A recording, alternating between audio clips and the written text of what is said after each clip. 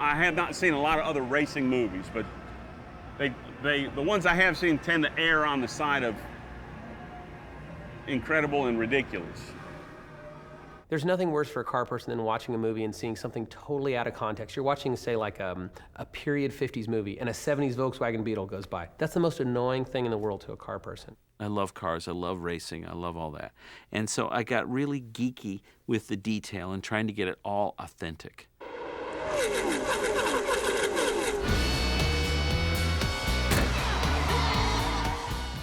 One of the things that has really impressed me in the way John has approached this movie is absolute determination to get it right. And I saw that early on just from the standpoint of audio. We've had sound engineers from Pixar here at our track and visiting other tracks around the country, just recording sound and making sure that they get that piece of it right.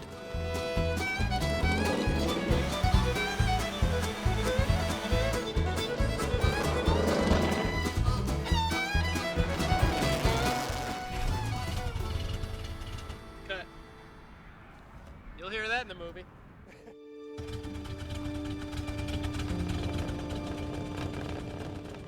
Because they are cars that talk, you want to give them some legitimacy. You want some reality based in this film because, yeah, they do, you know, these are talking cars and they could do anything if you didn't ground them in some sort of reality. There's a scene when Doc Hudson is doing the sideways slide in the dirt, this beautiful moment where he's really getting back into his dirt racing heritage, and he goes into the sideways turn, showing McQueen how you have to turn left to go right. And you see the wheels spinning almost in slow motion, and the lug pattern on the wheels is a correct bolt pattern. Come on, how many people are gonna do that?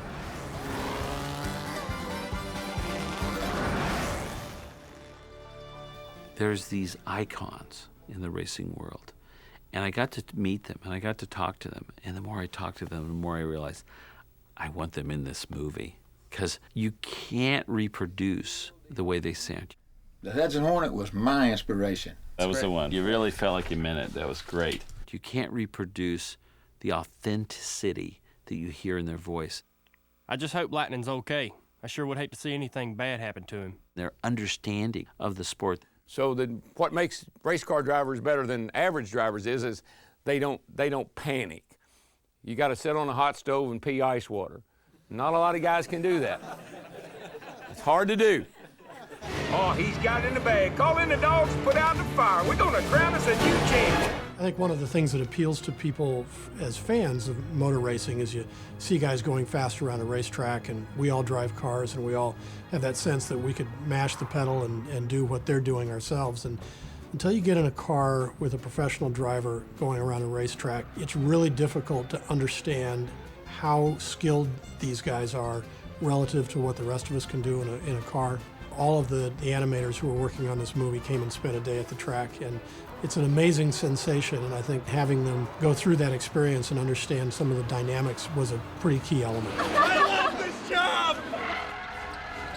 It was kind of scary to think that, you know, these guys are going to drive that fast in this.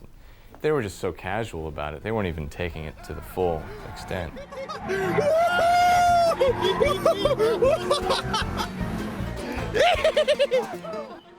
Not only did we want to make the racing authentic, we wanted to make the way the racing was portrayed on television, the broadcasting of the racing authentic.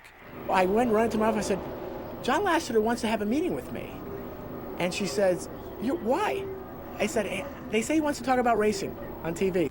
Camera one is right at the start-finish line, so he sweeps all the way through, and usually I use camera one all the way through if I'm doing the pointers.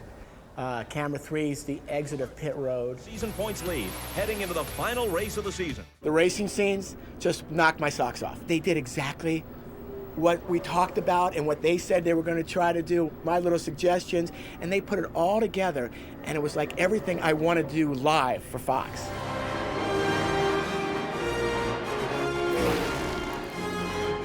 It captures racing in a way that you can't even do it with real life. John Lasseter put a dimension to it that I never thought he could pull off.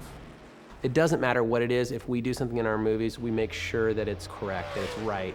and it's something that'll stand up. And that's something that John was very conscious about as a person who grew up in car culture. He didn't want to use the wrong color. Doc's color's not accurate. We should get, there is a 1951 stock color that's a darker blue. And a nutty amount of detail that gets missed in, I would probably say, 75% of movies with old cars. There's always something that they get wrong, and I always spot it because I look at that stuff.